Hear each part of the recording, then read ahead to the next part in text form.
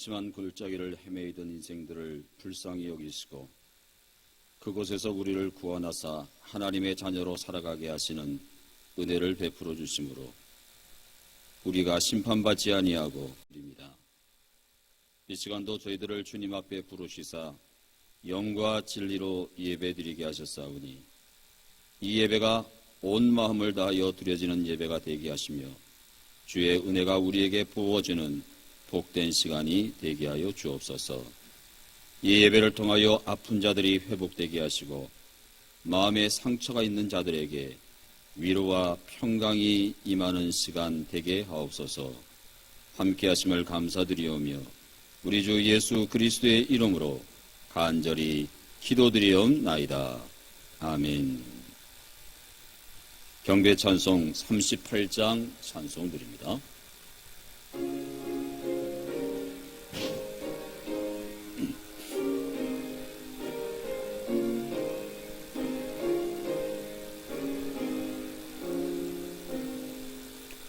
예수 우리 왕이요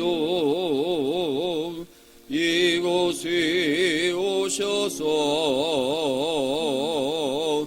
우리가 왕께 드리는 영광을 받아 주소서. 우리는 주님의 백성, 주님은 우리 왕이라. 왕이신 예수님 오셔서 자정하사 다스리소서. 예수 우리 주시오 이곳에 오셔서 우리가 주께 드리는 찬양을 받아 주소서. 주대주님 주님의 종들 주님은 우리 조세라. 주 대신 예수님 오셔서 이 찬양을 받아 주소서. 교동문 48번 시편 106편의 시를 함께 교독하시겠습니다. 여호와여, 주의 백성에게 베푸시는 은혜로 나를 기억하시며 내가 주의 택하신 자가 형통함을 보고 주의 나라의 기쁨을 나누어 가지게 하사 우리가 우리의 조상들처럼 범죄하여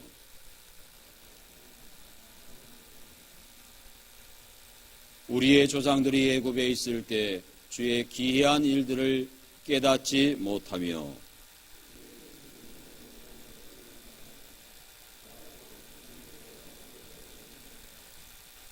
그러나 여호와께서는 자기의 이름을 위하여 그들을 구원하셨으니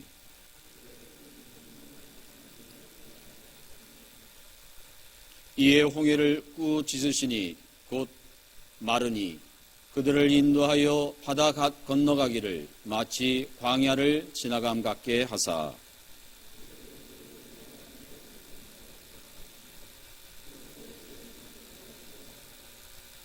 그들의 대적들은 물로 덮으심에 그들 중에서 하나도 살아남지 못하였도다.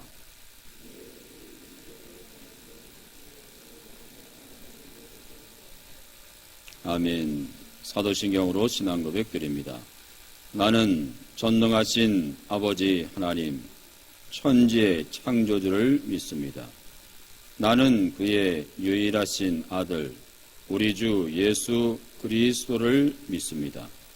그는 성령으로 잉태되어 동정녀 마리아에게서 나시고 본디오 빌라도에게 고난을 받아 십자가에 못 박혀 죽으시고 장사된 지 사흘 만에 죽은 자 가운데서 다시 살아나셨으며 하늘에 오르시어 전능하신 아버지 하나님 우편에 앉아 계시다가 거기로부터 살아있는 자와 죽은 자를 심판하러 오십니다. 나는 성령을 믿으며 거룩한 공교회와 성도의 교제와 죄를 용서받는 것과 몸의 부활과 영생을 믿습니다. 아멘. 고백 찬송 279장 찬송드립니다.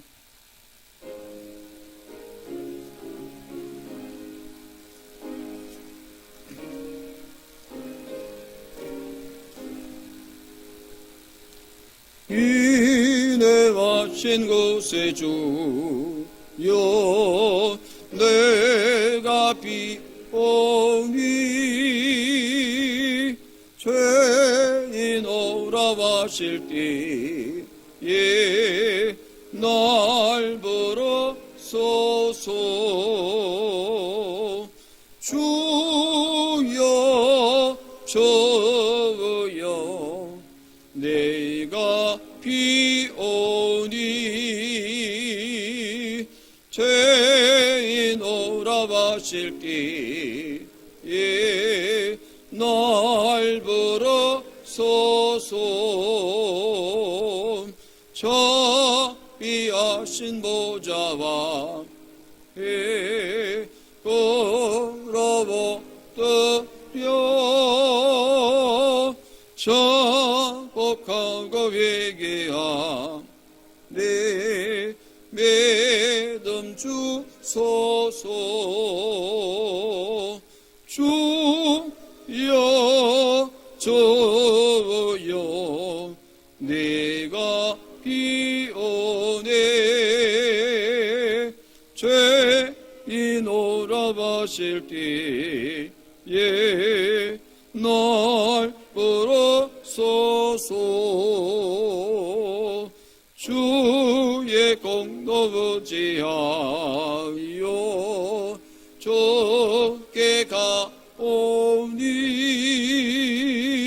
상한 몸을 고치시고 구원하소서. 주여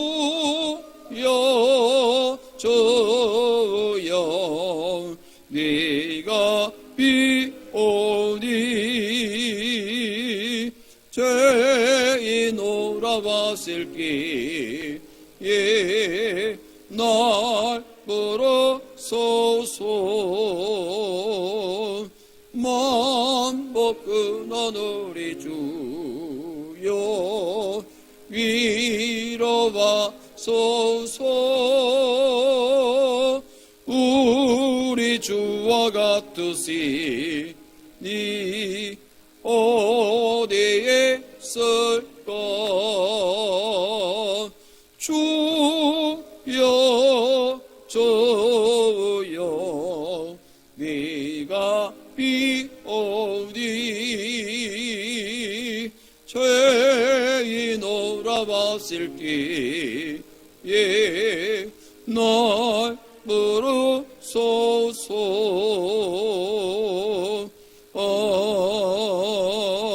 아멘.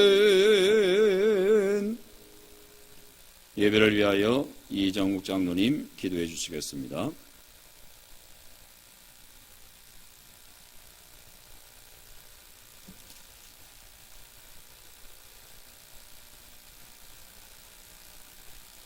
살아계셔서 저희의 생사화복을 주관하시는 전능하신 아버지 하나님의 은혜에 감사와 영광을 올려드립니다. 오늘도 저희에게 복된 주일을 허락하시고 하나님의 말씀을 따라 성령 충만함을 사모하며 이 예배의 자리에 나올 수 있도록 인도하신 하나님의 사랑을 생각할 때 지금까지 지내온 모든 것이 다 주님의 크신 은혜요 사랑이며 형통케 하신 이도 오직 주님이심을 고백드립니다. 이 시간 드려지는 예배가 영과 진리로 드려지는 귀한 예배 되게 하옵소서. 몸과 마음이 연약하여 하나님 말씀으로 세임받아 살아온 저희들, 지난 일주일 동안도 세상의 여러 고단함 속에서 지닌 삶의 허물들을 가지고 이 예배의 자리에 나왔습니다. 주님 전 앞에 이 시간 다 내어 놓사오니 저희들의 마음을 받아주시고 그 마음 문이 활짝 열려지게 하셔서 물 붓듯이 부어주시는 주님의 한량없는 은혜와 평강으로 채워가게 하옵소서. 아직도 코로나로 인해 교회가 겪고 있는 여러 어려움이 있지만 점차적으로 교회의 모든 것들이 회복되고 있음에 감사를 드립니다. 특히 2주 전부터 시작된 주일학교의 모든 예배가 다시 열리도록 인도해 주시고 현재까지 큰 어려움 없이 학생들이 발걸음으로 또는 교회 차량으로 교회에 나와 예배 드릴 수 있음에 감사를 드립니다. 주일학교 저희 교사들의 조심스러움과 달리 아이들은 기다렸다는 듯이 교회로 나와 주었고 교회 학교는 이전 수준의 예배로 완전히 회복되었습니다. 지난 주일에는 한 어린이가 2명의 형제를 전도하여 교회로 같이 데려온 것을 보면서 참으로 기뻐하실 주님을 생각했습니다. 사도 바울의 고백처럼 그러므로 내가 그리스도를 위하여 약한 것들과 능욕과 궁핍과 박해와 곤고를 기뻐하노니 이는 내가 약한 그때의 강함이라는 그 고백이 저희 모두의 고백이 되기를 원합니다. 교회가 세상으로부터 핍박받고 모두가 전도하기 어렵다고 생각하는 이때, 약해져 있다고 생각하고 있을 때 아이들은 전도를 하고 있었고 기꺼이 또 그 아이들을 교회로 보내주신 그 가정을 생각할 때 가르치는 교사는 감동을 받고 우리가 약할 때 드러나는 주님의 권능을 느낄 수 있었습니다. 이제 코로나가 종식이 되면 누군가 지금의 이 상황을 고난이었다라고 기록한다면 지금 믿음 생활을 했던 어른들과 아이들 모두 그 고난을 잘 이겨내었다라고, 비록 그 삶이 위축되고 힘들었지만 그 삶까지도 주관하시는 주님의 손길을 굳게 믿으며 담대한 믿음을 잘 지켜내었다라고 기억되기를 원합니다. 이제 정책 당회를 앞두고 다양한 기관 모임을 목사님 주관으로 갖고 있습니다. 이제 한 달여 남은 올 한 해를 돌아보며 믿음의 결산을 잘 하게 하시고 내년을 도모하는 모든 소망들을 위해 주님 함께 하셔서 모두가 결실을 많이 맺는 내년 한 해 되게 하시옵소서. 오늘도 주님의 약속을 말씀을 들고 단위에 서시는 목사님을 주님들 강건케 하시고 말씀으로 선포하실 때 상한 심령이 위로받고 병든 심령이 치료함을 받으며 고통받는 심령이 회복되는 은혜가 있게 하옵소서. 원치 않는 질병과 형편으로 이 자리를 찾지 못한 성도님들을 기억하시고 언제나 주님을 가까이 할 수 있는 복된 삶을 살 수 있도록 도와주시옵소서. 이른 아침부터 주님의 몸된 교회를 위해 봉사하는 손길들과 예배를 위해 돕는 손길들을 주님 기억하시고 수고의 손길이 복된 손길이 되게 하여 주옵소서. 예배 시종을 주님께 위탁하오며 거룩하신 예수 그리스도의 이름으로 기도드립니다. 아멘.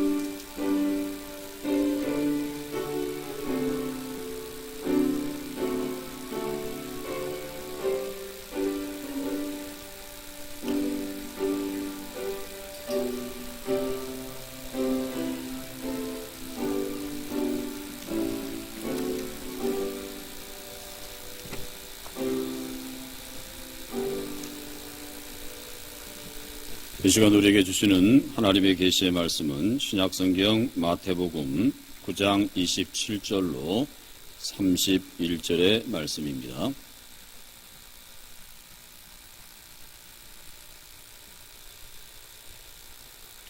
마태복음 9장 27절로 31절의 말씀 봉독하겠습니다. 예수께서 거기에서 떠나가실새 두 맹인이 따라오며 소리질러 이르되 다윗의 자손이여 우리를 불쌍히 여기소서 하더니 예수께서 집에 들어가심에 맹인들이 그에게 나오거늘 예수께서 이르시되 내가 능히 이 일 할 줄을 믿느냐 대답하되 주여 그러하오이다 하니 이에 예수께서 그들의 눈을 만지시며 이르시되 너희 믿음대로 되라 하시니 그 눈들이 밝아진지라 예수께서 엄히 경고하시되 삼가 아무에게도 알리지 말라 하셨으나 그들이 나가서 예수의 소문을 그 온 땅에 퍼뜨리니라. 아멘. 응답송 함께 찬양드립니다.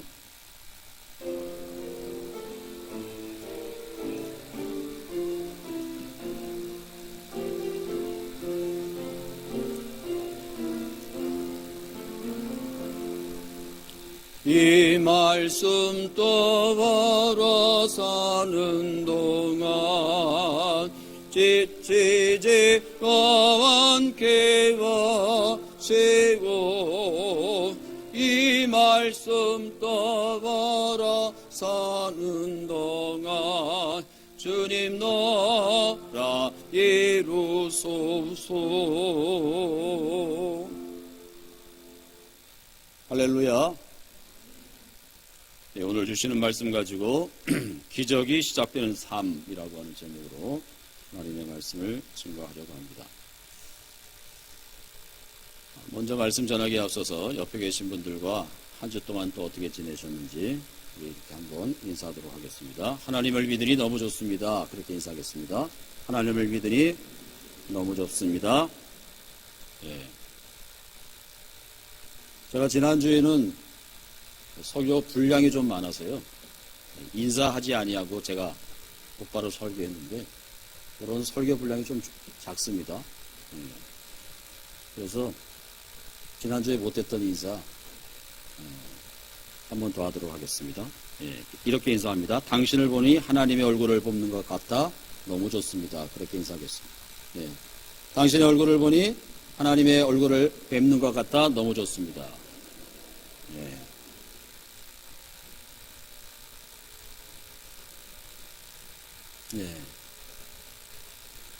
여러분의 삶이 힘들고 또 어려울수록 서로에게 힘이 되셨으면 좋겠습니다. 힘이 들수록 옆에 있는 사람이 있음으로 인해서 행복하고 서로 의지가 되고 서로 도움이 되는 그런 복된 관계가 우리 안에서 날마다 넘쳐났으면 좋겠습니다. 전에 제가 아는 제 후배 목사님이요. 제게 이런 이야기를 했습니다. 자신은 설교하면서 반드시 한 번 이상은 성도님들을 웃긴다는 거예요. 무슨 일이 있어도 설교하면서 반드시 성도님들을 한번 웃긴다. 주로 이제 유머로 웃기는데요. 이 후배 목사님이 설교 중에 뭔가 우스운 이야기, 유머를 했음에도 불구하고 안 웃으면, 웃지 않으면 자신만의 필살기가 있다는 거죠. 자신만의 필살기. 그게 뭐냐 하면 가발을 벗는 것입니다. 저보다도 한 3년 후배인 이 후배 목사가 교통사고를 당해가지고요. 아주 젊었을 때, 그래가지고 젊었을 때 모발이 잘 안 나는. 젊었을 때부터 좀 머리가 이렇게 좀 대머리였어요. 신학교 때부터. 신학교 들어왔을 때부터. 근데 목회할 때 가발을 썼더라고요. 그래서 제가 못 알아봤거든요. 그래서 설교하면서 우스운 이야기를 반드시 하는데 우리 교회 성도님처럼 잘 안 웃으시잖아요. 그러면 필살기로 가발을 갑자기 벗어서 성도님들 반드시 한 번은 웃기고 난 다음에 설교를 한다라고 하는 이야기를 들은 적이 있습니다. 저는 가발도 없고 오직 유머로만 여러분들한테 이렇게 한 번의 웃음거리를 드려야 되는데 여러분 동물 중에서 제일 무서운 동물이 있답니다. 동물 가운데서. 누군가 제게 물어봐요. 동물 중에서 제일 무서운 동물이 뭐냐? 그래서 제가 제 상식적인 범위 안에서 호랑이라고도 얘기하고 사자라고도 얘기하고 그렇게 답을 했습니다. 그랬더니 아니라는 거예요. 제게 질문을 던진 사람이 이야기하기를 짐승 가운데서 가장 무서운 짐승은 토끼래요. 토끼. 그래서 제가 이유를 물어봤습니다. 이유를 물어봤더니 토끼가 깡총깡총 그렇게 뛰잖아요. 네? 그래서 토끼는 깡이 있대요. 깡. 네. 토끼는 깡만 있는 것이 아니라 총도 있대요. 총. 네. 그래서 깡총 뛴다라고 해서 토끼가 제일 무섭다고 얘기하더라고요. 네. 경상도 사람들은요, 무서운 이야기를 해도 절대로 그 자리에서 웃지 않습니다. 집에 가서 이불 쓰고 웃는데요. 저녁에. 여러분들 남이 좀 우스운 이야기를 하면요, 웃을 줄 알아요. 그래야 좀 여유 있는 사람이에요. 짐승 가운데서 제일 무서운 짐승이 뭐라고요? 깡총이 아니고요, 토끼요. 토끼. 토끼가 제일 무서운 이유는 깡도 있고 총도 있어서 그렇답니다. 여러분, 독일은 우리나라와 매우 유사한 점이 있습니다. 독일이라고 하는 나라는 몇 가지 공통점 가운데 특별히 두 가지가 우리 민족하고 매우 유사합니다. 그 첫째는 뭐냐 하면 분단된 민족이었다는 것입니다. 독일도 오랫동안 분단되어져 있다가 통일됐죠.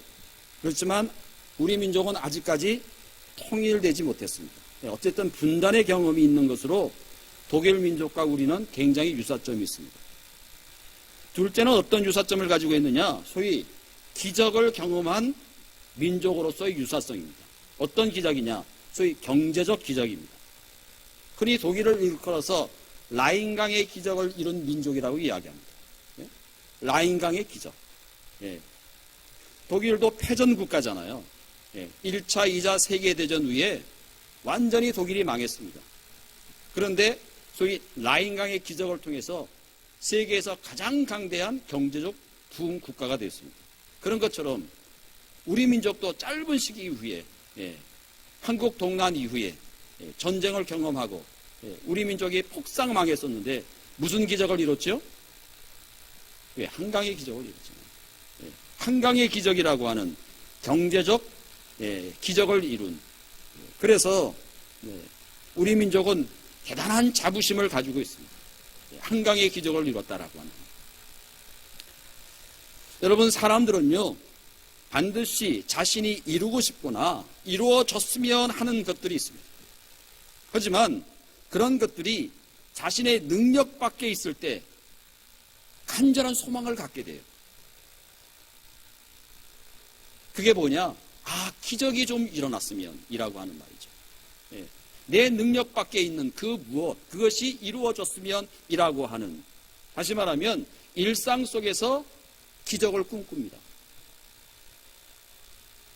여러분, 이런 기적 이야기는 성경의 주를 이루고 있습니다. 여러분, 최초로 쓰여진 신약성경 마가복음 16장으로 기록되어져 있는데요. 그 16장 안에는 17가지의 기적 이야기가 나와요.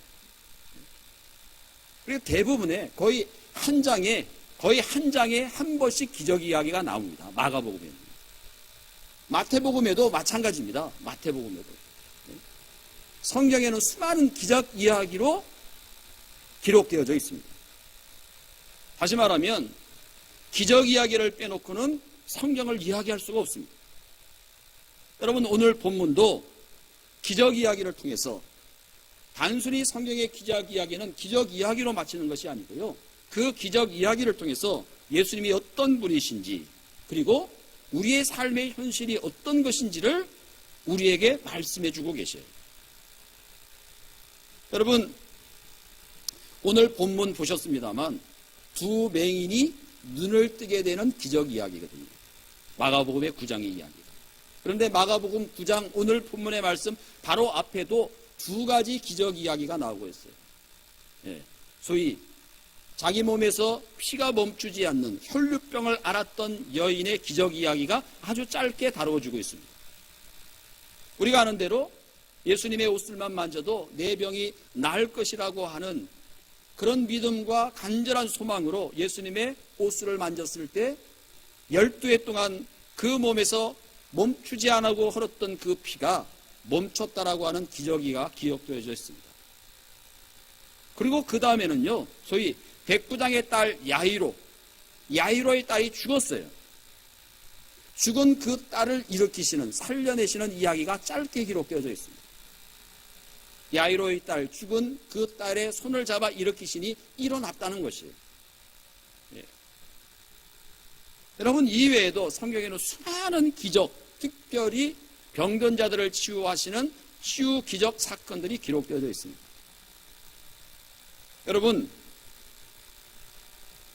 우리나라 한국 교회사에서요, 여러분이 잘 아는 여의도 순복음교회가 시작이 소위 조영기 목사님이 안수해서 많은 사람들을 고친다더라 라고 해서 천막교회로 시작됐던 그 교회가 세계에서 가장 사람이 많은 교회로 지금까지도 상존하고 있습니다. 예. 얼마나 사람들이 많이 모였는지 몰라요. 50년대, 60년대 조영기 목사님이 소위 천막을 치고 교회를 시작했을 때요. 여러분, 예수님께서 그렇게 많은 사람들을 고친다라고 하는 소문들 많은 사람들에게 퍼져나가게 되었습니다. 그래서 많은 사람들이 예수님을 찾아와요. 아마도 최고의 어떤 명성, 이름을 높이는 일이었을 것입니다. 여러분, 예수님도 마찬가지였습니다. 수많은 기적 일들을 통해서 많은 사람들에게 예수님의 명성이 높아진 반면에 또 한편으로는 시기하는 사람도 있었고요. 특별히 오병이어의 기적을 보게 되면 그 기적을 경험한 사람들이 예수님을 왕으로 삼고자 했다라고 성경이 말씀하시죠. 왕으로 삼고자 했어요. 하나 오늘날 같았으면 그런 어떤 사람들의 호응에 부응해가지고 말이죠. 그런 자리를 점하려고 했을런지도 모르겠습니다. 그러나 예수님은 그 자리를 언제나 피하십니다. 언제나. 사람들의 그런 환호성과는 달리, 기대와는 달리 주님은 늘 그런 기적을 베푸시고 한적한 곳으로 가셔요. 그리고 한 곳에 오래 머물러 계시지를 않습니다. 아마 보통의 사람이었다라고 하면 그런 어떤 명성, 그런 어떤 인기 절정의 자리에 오래 머물려고 했을런지도 모르겠습니다. 그러나 성경을 보면 주님은 달랐습니다. 신이 자기의 생명을 내어놓아서 그것이 죽음의 자리라고 하는 곳에는 마다하지 않으셨지만 주님이 사람들로부터 영광을 받으려고 하는 자리는 항상 오래 머물러 있지 아니하시고요. 언제나 그 자리를 빨리 떠나셨어요. 굳이 왜 그랬을까? 우리가 이유를 묻는다라고 하면 주님은 사람의 영광이 아닌 하나님의 영광을 구하는 분이셨기 때문에 그러셨겠다. 그렇게 우리가 생각해 볼 수 있습니다. 여러분, 옛말에 이런 말이 있다고 합니다. 성공이 불거라고 하는 말이 있습니다. 성공이 불거 또는 공성이 불거라고 하는 말이 있어요. 한자로 논어에 나오는 말인데요. 이 말은 무슨 말이냐? 공은 이루었지만 공에 살지 않는다는 말입니다. 공은 이루었어요. 무슨 업적은 이루었어요. 사람이 무슨 업적을 이루면 그 업적 안에 머물러 살라고 그래요. 공은 이루었지만 공에 살지 않는다. 즉 이 말은 무슨 말이냐? 내가 뭔가 공은 세웠지만 그 공을 내세우지 않는다는 말입니다. 내세우지 않는다. 여러분, 왜 사람들이 공을 세운 후에 거기에 자꾸 머물려고 하느냐 하면 그 자리가 너무 근사해 보이거든요. 공을 세우고 난 다음에 사람들이 박수치기도 하고요. 잘했다고 칭찬하기도 하고요. 그죠? 그래서 그 자리에 오래 머무르고 싶어 하는 마음이 있다는 것입니다. 여러분, 그런데 우리가 공을 세운 후에 그 열매를 따먹으려고 하는 그 마음이 사람을요, 건강하게 만드는 것이 아니라 오히려 병들게 합니다. 병들게. 그래서 때때로 우리는 그런 경험이 있습니다. 내가 열심히 일하는 것까지는 좋았는데 내가 열심히 일한 것 알아주지 않는다라고 해서 속상해하고요. 대접받지 못한다라고 해서 마음 아파하는 경우가 우리에게 왕왕 있습니다. 여러분, 그 일이 꼭 필요한 일이고 내가 좋아서 했다라고 하면 우리는 그것만으로 만족하고 감사할 수 있어야 됩니다. 다른 사람의 반응에 일희일비하지 않아야 된다는 것입니다. 여러분, 주님은 당신이 행하실 일을 하시고는 언제나 그 사람의 시선으로부터 멀어졌어요.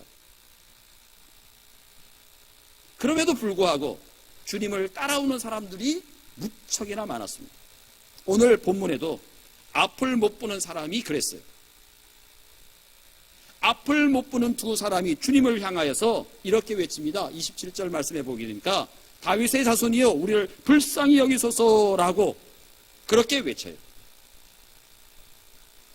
여러분, 앞을 보지 못하는 두 사람이 외치기를 다윗의 자손이여 불쌍히 여기소서라고 그렇게 외친다는 것입니다. 여기에 중요한 것이 다윗의 자손이라고 불렀다라고 하는 내용입니다. 여러분, 다윗의 자손이여 불렀다라고 하는 이 의미는 뭐냐? 유대인들은 오랫동안 메시아를 대망했어요. 메시아를 기대했어요. 언젠가는 메시아가 올 것이다. 그런데 누구 자손으로부터요? 다윗의 자손으로부터.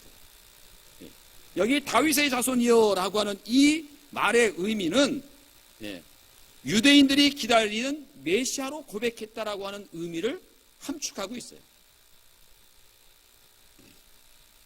여러분, 이것이 굉장히 중요한 말입니다. 왜냐하면 거의 모든 사람들이요, 거의 모든 사람들의 눈길이 온통 예수님이 베푸시는 기적이라고 하는 것만을 향하여 있을 때 이 기적을 넘어서서 예수의 존재가 어떤 분이신가라고 하는 것을 볼 줄 알았던 사람들이 이 앞을 못 보는 사람들이었다는 것입니다.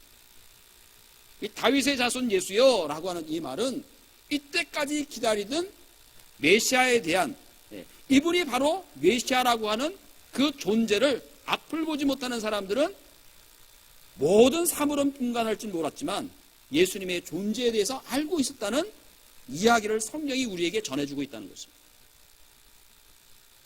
다시 말하면 저들이 비록 앞을 보지 못해서 그 눈은 깜깜했지만 저들의 영혼은 어둡지 않았다는 것입니다. 여러분, 때때로 우리는요, 세상의 화려한 것들에 붙잡혀져서 세상의 화려한 것들을 뒤쫓아 가느라고 우리의 마음의 눈이 어두워질 때가 있습니다. 그것을 우리는 경계할 필요가 있습니다. 세상의 화려한 것들을 붙잡거나 아니면 그것을 쫓아가느라고 우리의 영혼의 눈이, 마음의 눈이 어두워질 때가 있다는 사실입니다. 여러분, 오늘 본문에서요, 어찌 보면 주님을 가장 정확하게 알았던 사람들이 누구인가? 우리에게 그렇게 질문한다라고 하면 두 눈이 성한 앞을 보는 사람이 아니라 오히려 앞을 보지 못하는 이 두 사람일 수 있겠다. 우리는 그렇게 답할 수 있습니다. 여러분, 참 아이러니하잖아요. 정작 눈을 뜨고 바라보는 사람들은 저분이 메시아임을 알아보지 못한 경우가 많았는데 앞을 보지 못하는 이 두 사람은 주님이 누구이신지를 깨뜨려 보고 있었다라고 하는 사실이 우리에게 도전이 되는 것입니다.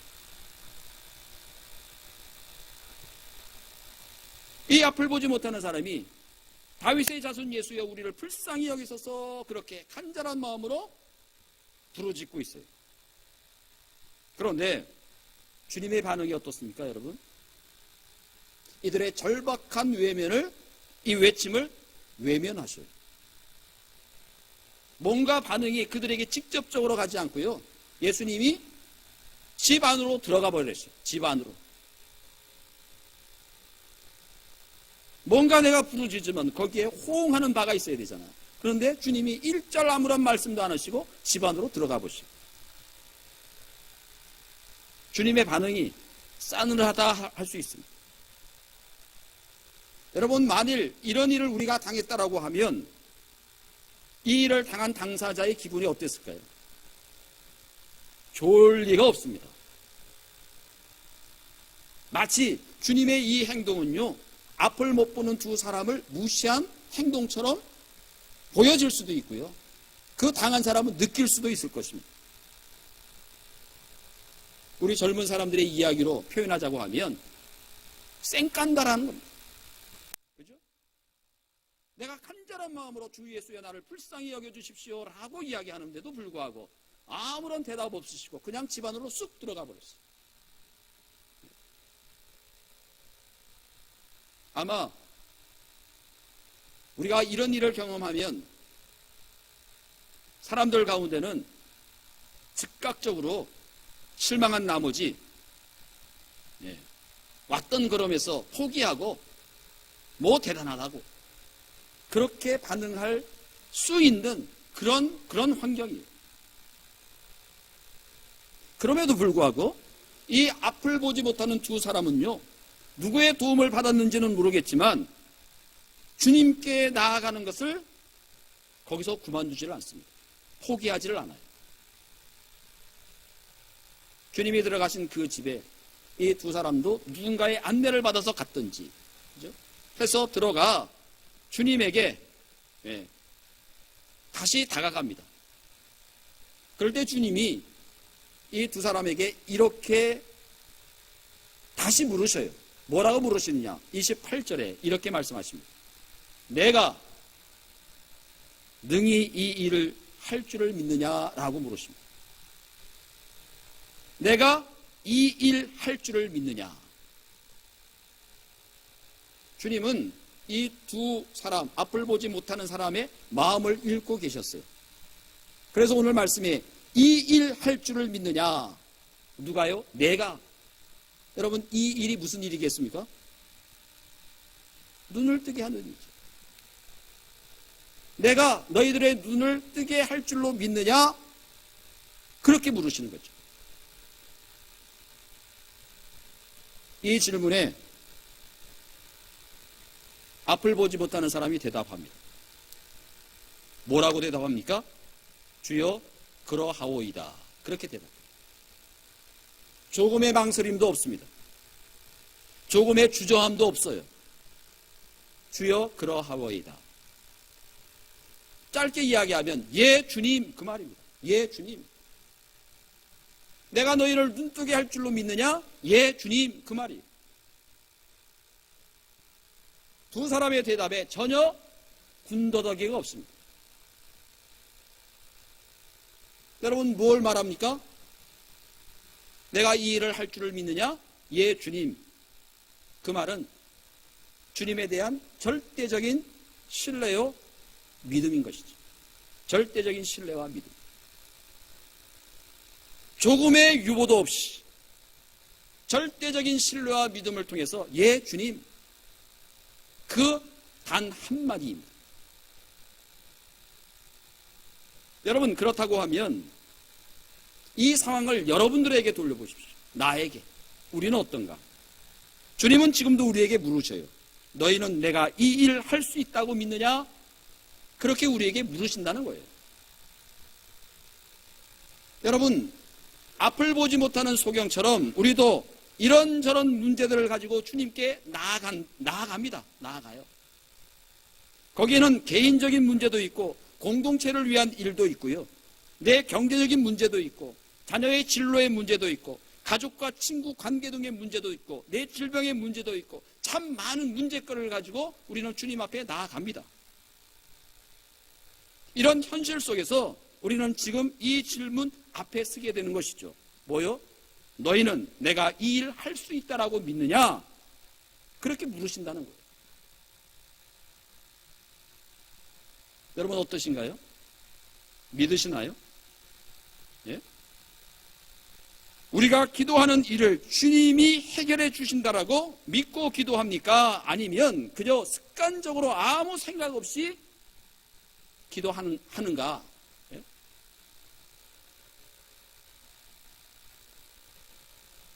여러분, 우리는 얼마든지 내 능력으로 해결되지 못하는 불가항력적인 많은 일들을 우리가 경험하게 될 때가 많습니다. 내 힘으로는 도저히 안 돼. 그러나 반드시 이루어져야 될 일들. 예. 여러분, 성경에 한 여인이 있었습니다. 자녀가 없었어요. 그녀의 이름은 한나입니다. 하나님 앞에 자기의 원통한 사정을 아뢰며 하나님께 기도했어요. 어느 날 그의 기도가 오랫동안 지속되었습니다. 그러자 엘리 제사장은요, 한나가 술에 취해가지고 뭔가 중얼붕얼 한다라고 생각했어요. 그래서 이 한나를 불러서 꾸짖습니다. 하지만 한나는 자신이 술에 취한 것이 아니라 하나님께 기도하는 중이었다라고 말하자 이 엘리 제사장이 한나에게 축복합니다. 뭐라고 얘기하느냐? 평안한 마음으로 돌아가라. 이스라엘의 하나님이 그대가 간구한 것을 이루어 주실 것이다 라고 축복하고 이야기를 듣고 한나가 돌아갑니다. 예? 여러분, 한나가 돌아가가지고 어떻게 한 줄 아십니까? 한나는 그 길로 가서 음식을 먹고는요, 그리고는 그 얼굴에 슬픈 기색을 띠지 않았다라고 성경이 말씀하고 있어요. 예? 슬픈 기색을 띠지 않았대요. 기도하고 난 다음에 엘리 제사장으로부터 평안히 돌아가라.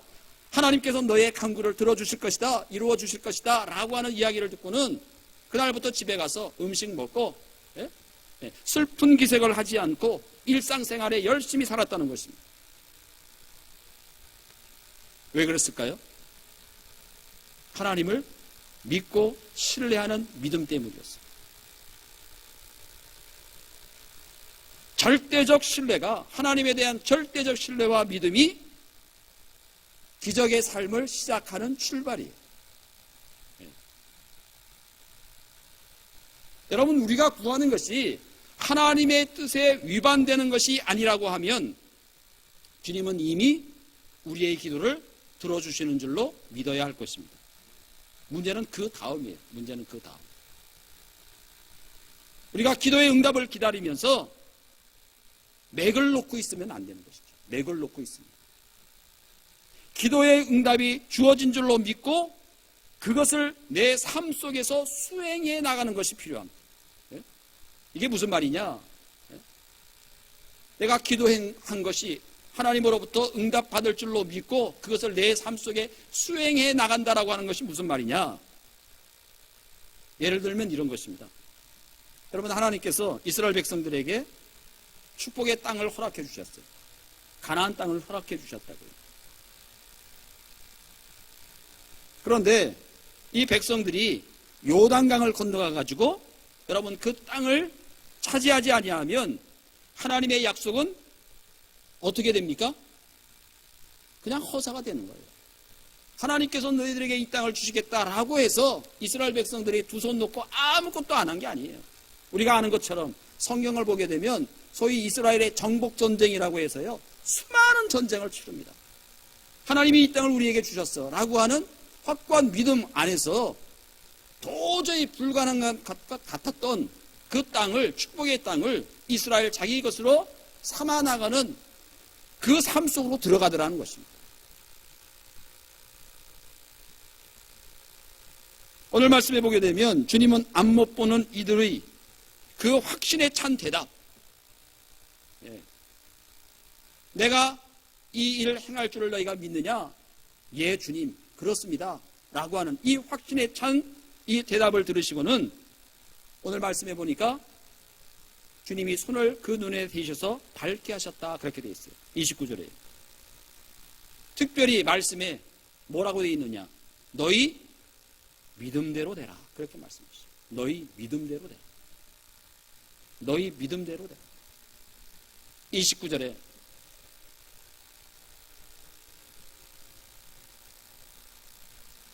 여러분, 그들이 믿은 대로 되었습니다. 그들이 믿은 대로. 여러분, 기적이 일어났어요. 단순히 이것은 육신의 눈이 열려지는 이 기적만을 의미하지 않습니다. 이것은 하나의 사건을 통해서요, 소위 이스라엘의 메시아 시대가 열렸음을 성경이 우리에게 알려줘요.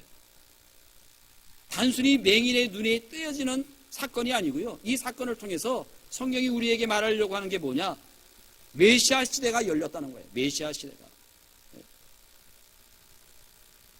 여러분, 구약의 이사야 선지자는요, 이제 앞으로 예수님이 오시면 메시아 시대가 열릴 텐데, 그 메시아 시대의 징조에 대해서 이렇게 말한 바가 있습니다.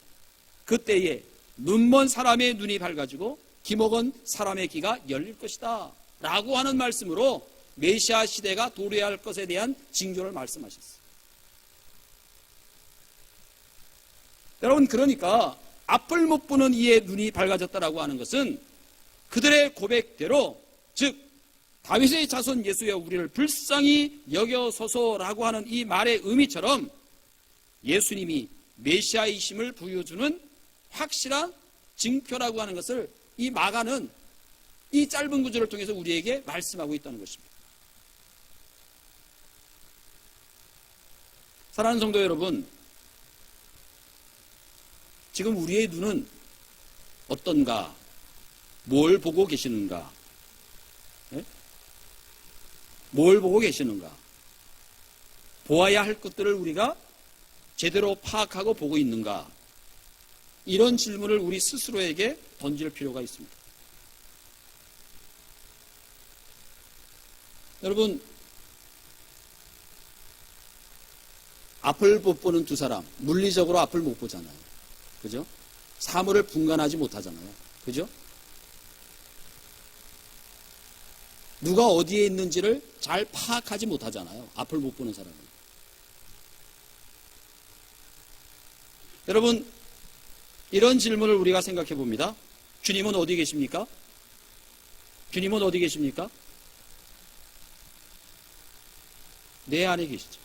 네, 내 안에 계시죠. 내 안에 계시죠. 여러분, 주님이 내 안에 계시죠. 내 안에만 계십니까? 내 안에만 계세요? 아니요. 옆에 있는 장로님, 권사님, 집사님 안에도 계시죠.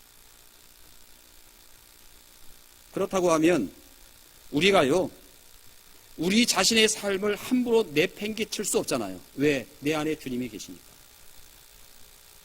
그렇듯이요, 우리는 남에 대해서도 함부로 할 수 없는 이유가 바로 여기에 있습니다. 왜? 내 안에 주님이 계신 것처럼 저에게도 그 안에도 주님이 계시기 때문에 내 삶을 내 스스로 함부로 내팽개칠 수 없는 것처럼 남도 함부로 대할 수 없는 이유가 그 안에 하나님이 계시고 주님이 계시기 때문에 그렇습니다. 이걸 볼 줄 아는 사람이 영의 눈을 뜬 사람입니다. 주님은 멀리 계시지 않습니다. 주님은 멀리 계시지 않아요. 우리가 아무리 작은 소리를 내어도 그 소리를 들으시는 분이세요. 가끔은 간절한 부르짖음에 아무런 응답, 반응 보이지 않는 것 같아 우리가 답답할 때가 있어요. 그죠? 네. 여러분, 앞을 못 보는 두 사람이 그럼에도 불구하고 낙심하지 아니하고 주님의 뒤를 따랐던 것처럼 우리도 쉽게 포기하지 말아야 합니다. 구하는 자에게 주실 것이라고 하는, 두드리는 자에게 열게 하실 것이라고 하는 이 말씀을 우리가 믿는다라고 하면 쉽게 포기해서는 안 됩니다. 오늘 주님께서는요, 앞을 못 보는 두 사람을 눈을 밝게 하신 후에 매우 엄격하게 하신 말씀이 있어요. 그게 뭐냐? 30절 말씀에 삼가 아무에게도 알리지 말라 하시는 말씀입니다. 저 같았으면 막 알리라고 했을 것 같아요. 소문 좀 내라고. 주님은 그 반대셨습니다. 아무에게도 알리지 말라. 여러분, 아마도 이 말씀은 주님이 아직 당신의 때, 당신이 누구이신지를 세상에 드러날 때가 되지 않았기 때문에 그렇게 하셨다라고 우리가 생각할 수 있습니다. 아직 때가 이르지 않았는데 공경원이 사람들 입에 불필요하게 논쟁거리나 삼고 하는 일이 일어날까봐 그렇게 말씀하셨을는지도 모르겠어요. 여러분, 예수님은 침묵을 명령하셨습니다. 침묵을 알리지 말아라. 여러분, 사람들이 예수님을 메시아라고 드러내지 않더라도 예수님은 하나님께서 친히 당신이 메시아이심을 드러낼 것임을 알고 계셨습니다. 그런데 사람들은요, 가만히 있지를 못해요. 사람들은. 그래서 우리가 아는 대로 온 지역에 돌아다니며 예수님의 소문을 퍼뜨립니다. 긍정적인 면도 있어요. 예. 왜 그랬죠? 저들이 직접 경험이 있잖아요. 체험이 있잖아요. 그죠? 기적을 몸소 체험한 그 뜨거움이 그들 안에 있었던 것이거든요.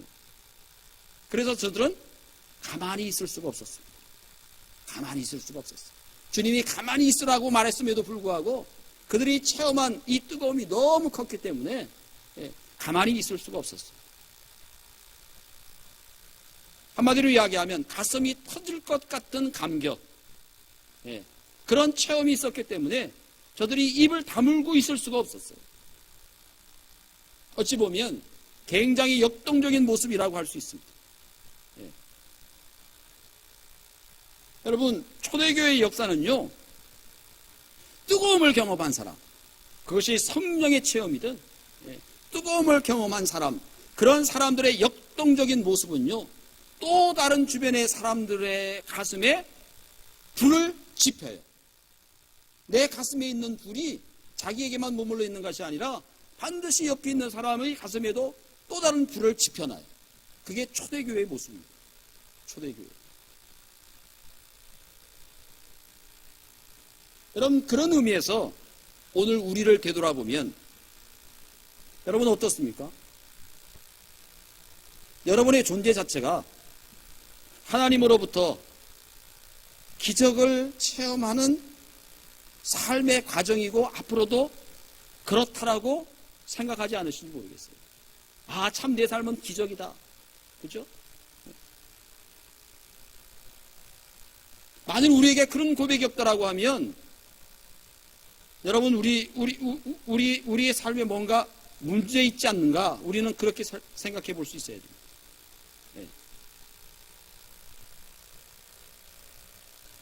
우리의 삶 자체가, 여기까지 온 삶 자체가 하나님께서 우리에게 날마다 알게 모르게 풀어주는 기적의 연속의 삶이었다는 사실입니다. 여러분, 기적을 체험한 사람에게는 아무에게도 이 일을 알리지 말라고 했음에도 불구하고 그 가슴 속에 불같은 열정이 있는 것입니다. 타오르는 주님에 대한 열정이 있는 것입니다. 이들에게는 어떠한 짜증도, 어떠한 우울함도 없어요. 바라기는 우리 모두에게도 이런 불씨가 있었으면 좋겠습니다. 아, 나는 매일같이 주님에 대한 절대적 믿음을 통하여서 절대적 신뢰로부터 시작되는 기적의 삶을 경험하고 있다라고 합니다. 그럴 때마다 우리는 못 보는 것을 보게 될 것이고요, 못 듣는 것을 듣게 될 것이고요, 가려워졌던 것이 열려지게 된다는 사실이에요. 오늘도 주님은 우리 각자에게 물으십니다. 네가 할 수 없는 그 일, 그러나 꼭 이루어져야 된다라고 생각하는 그 일, 그것이 하나님의 뜻 안에서 꼭 이루어질 일이라고 하면 내가 그 일을 할 수 있다라고 너는 믿느냐?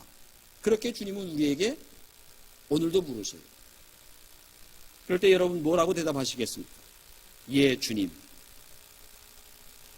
진심으로 대답할 때 기적은 시작됩니다.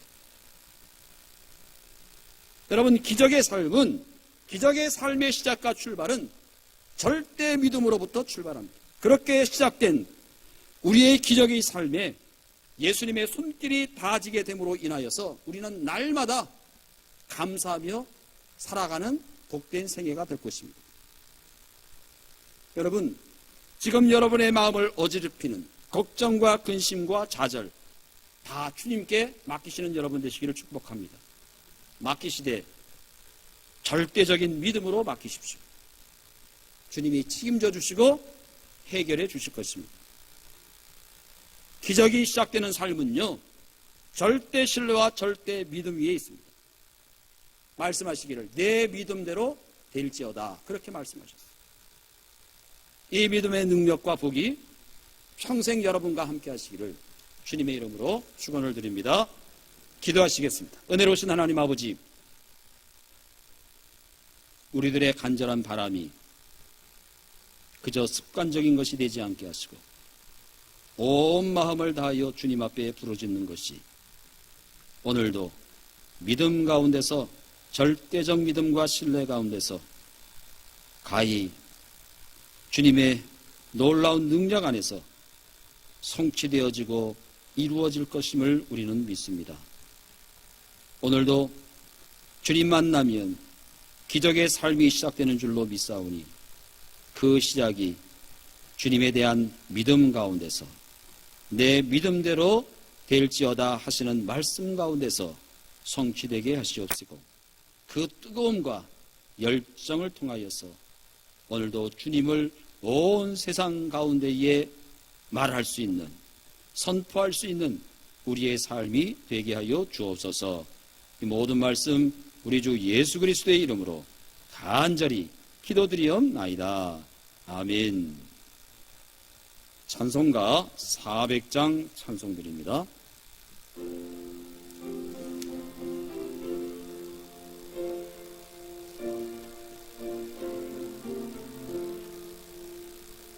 오만시면 물속에서 나를 건져주시고 노환 풍랑 지나도 나를 숨겨주소서. 주여 나를 보세배사와 거의 뿜어주시고 험한 풍파 지나도 나를 숨겨주소서. 권세 능력 무한하 모든 세험 이기고 풍랑까지 다스리는 주님 앞에 비오니 주여 나를 돌고 세배사와 거의 뿜어주시고 험한 풍파 지나도 나를 숨겨주소서. 죄악 길에 빠지니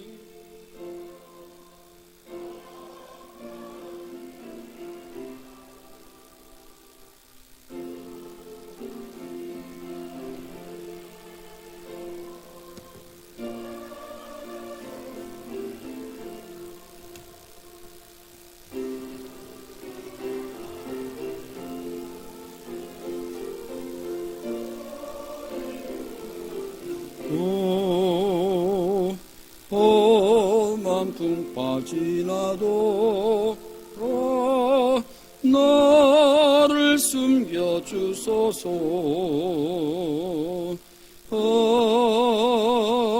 아멘. 은혜로우신 하나님 아버지, 감사를 드립니다.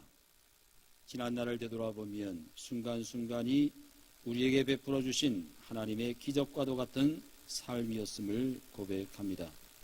앞으로도 우리 힘으로 능치 못할 많은 일들이 있겠지만 기도하기를 포기하지 않게 하시고 절대적 믿음과 신뢰로 내 믿음대로 될 것이라 하신 말씀을 기억하며 오늘도 하나님의 뜻 안에서 모든 것을 보게 하고 듣게 하고 말하게 함으로 말미암아 주님의 귀한 역사에 동참해 나가는 우리의 삶이 되게 하여 주시옵소서. 이 시간 귀한 예물을 아버지께 올려드립니다. 주님, 오늘도 이 귀한 예물을 받으시고 복을 내려주사 저들의 가정과 저들의 사업체 위의 일들 위에 하늘의 신령한 복과 땅의 기름진 복들이 흘러 넘치게 하시되 부유하게 하시고 부족함이 없는 은혜가 있게 하여 주옵소서. 이 귀한 예물이 쓰여지는 곳마다 하나님의 뜻이 이 땅 위에 온전히 이루어지게 하옵시기를 우리 주 예수 그리스도의 이름으로 간절히 기도드리옵나이다. 아멘. 예, 교회 소식 함께 나누겠습니다. 주보를 여러분들 참고해 주시면 좋겠습니다. 예, 저희 교회에서 올해 입시를 치르는 학생이 있습니다. 황승준 군 권혜영 양 위해서 기도해 주시기를 바랍니다. 예, 성탄절을 앞두고 저희 교회는 세례식을 부활절 그리고 성탄절 앞두고 시행하는데요. 성탄절 앞두고 세례 받으실 분이 있으시면 우리 구역장님들한테 말씀해 주셔서 구역장님이 저에게 인적사항을 기록하셔서 신청해 주시길 바라고요. 다음 주부터 세례 받으실 분이 있으시면 세례자 교육을 시행하도록 그렇게 하겠습니다. 이번 금주 내로 신청해 주시길 바랍니다. 우리 남신도에서 총회를 해서 거기 주보에 나와 있는 대로 회장, 부회장, 총무, 서기, 회계 그렇게 임원들이 새롭게 개선됐습니다. 또 우리 교회학교 아동부에서도 부장선생님, 총무, 서기, 회계 선생님 그렇게 새롭게 개선이 됐습니다. 위에서 기도해 주시길 바라고 또 다른 총회에서도 총회가 끝나고 난 다음에 총회 결과를 꼭 저에게 서면으로 알려주시면 좋겠습니다. 지난 한 주 정책당일을 앞두고 우리 구역장님들, 그 다음에 남녀 신도의 임원 임역원들, 그 다음에 우리 팀장님들 그렇게 부서 모임을 쭉 가졌었습니다. 이번 주 중에는 주일날 오늘 교회학교 선생님들과 함께 오늘 부서 모임을 갖도록 하겠습니다. 오후 1시에 함께 모여서 식사하고 그런 다음에 선생님들과 같이 교회학교를 위해서 여러 가지 이야기를 함께 나누도록 그렇게 하겠습니다. 선생님들 다 참석해 주시면 좋겠고 마지막으로 다음 주에는 우리 주바라기 찬양단하고 성가대와 함께 모임을 갖도록 그렇게 하겠습니다. 여러분께서 시간 조정을 잘 하시면 좋겠습니다. 다음 주에 여신도에 총회가 있다고 합니다. 29일 날 예배 마치고 본당에서 여신도에 총회가 있겠습니다. 기도하시면서 준비하시기 바랍니다. 감사한 일이 있습니다. 금주의 떡과 음료는 김경자 권사님 가정에서 대접해 주셨습니다. 감사드리고요. 2021년도 저희 교회 수첩을 발행해 내려고 하는데 저한테 몇 분, 한 5분, 또 구역에서 한 구역 바뀌신 구역 식구들의 주소나 전화번호 저한테 적어주셨는데 다른 구역에도 변동이 있으시면 주소가 바뀌거나 전화번호가 바뀌거나 한 내용들이 있으시면 저한테 기재해서 내주시면 참고가 되겠습니다. 그 외에 다른 사항들은 여러분들께서 보시고 참고하시면 좋겠고요. 제가 부서 모임 하면서 여러 가지 이야기들 가운데 제가 이 헌금에 대한 설교는 제가 5년 있는 동안에 제가 한 번이나 2번 정도 한 것 외에는 헌금 설교는 제가 거의 하질 않았습니다. 그래서 조만간에 올해가 아니라 내년도에 헌금 설교를 좀 하려고 합니다. 자주 한다는 얘기가 아니고요. 좀 기본적인 것, 여러분들이 조금 의문스러워하는 것들 위해서 말씀을 좀 드리려고 합니다. 특별히 이 헌금 이름 호명하는 것에 대해서 여러분들이 저한테 질문해 하신 분들이 더러 있으셔서 말씀 잠깐 드리면 교회 안에서 제일 투명해야 될 것이 돈입니다. 헌금과 관련된 일입니다. 그래서 투명하게 하는 방법 중에 하나가 주보에 내는 일이고요. 그리고 그 헌금한 사람의 이름을 호명해 주는 것입니다. 사실 여러분 제가 호명하거나 주보에 여러분의 이름이 기재되고 호명했을 때 듣는 사람은 자기 이름밖에 없습니다.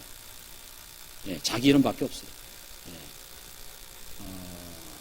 그 말은 무슨 말이냐면, 내가 헌금됐다라고 하는 것이 교회 안에서 이게 다 확인됐구나라고 하는 것입니다.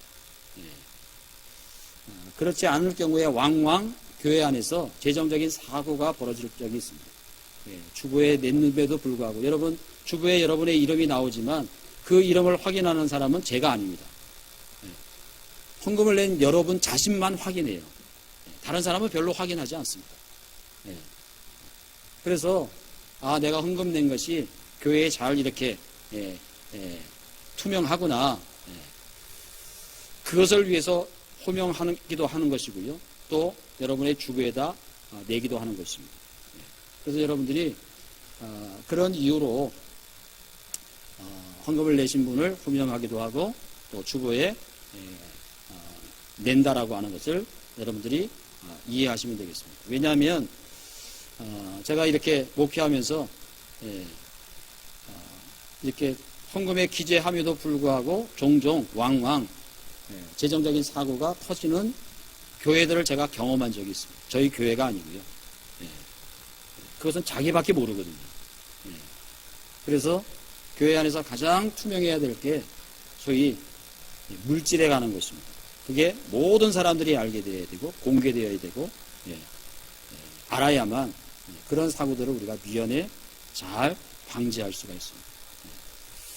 그 외에 필요한 것들은 제가 다음에 말씀드리기로 하겠고요. 여러분들께서 그런 질문을 하시는 분들이 더러더러 계셔서 여러분들께서 미리 그 정도는 좀 이해를 하시면 좋겠다 하는 것을 말씀드리게 되었습니다.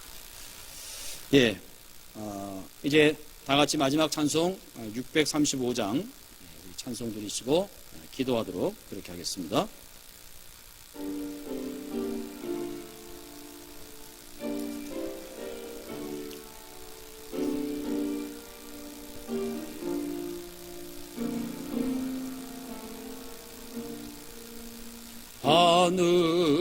하늘에 계신 아버지 이름 거룩하사 주님 나라 임하세요 뜻에 이루어지이다 일용할 양식 주시고 우리도 우리 큰 죄 다 용서하옵시고 또 시험에 들게 마시고 악에서 구원하소서 되게 주의 나라 주의 권세 주의 영광 영원히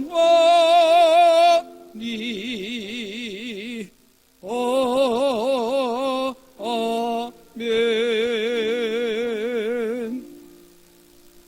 지금은 우리 주 예수 그리스도의 크신 은혜와 하나님 아버지의 극진하신 사랑하심과 성령님의 감동, 역사, 교통하심이 오늘도 불가항력적으로 우리가 해낼 수 없는 많은 일들 앞에서 그러나 그것으로 인하여 실망하고 슬퍼하고 좌절하는 것이 아니라 나의 도움이 되시는 전능하신 하나님 앞에 나아가 간절히 부르짖을 때에 믿음 가운데서 응답받을 것임을 믿고 확신하는 이 자리에 모인 당신의 모든 백성들 위해 이제로부터 영원까지 함께 하옵시기를 간절히 축원하옵나이다. 아멘.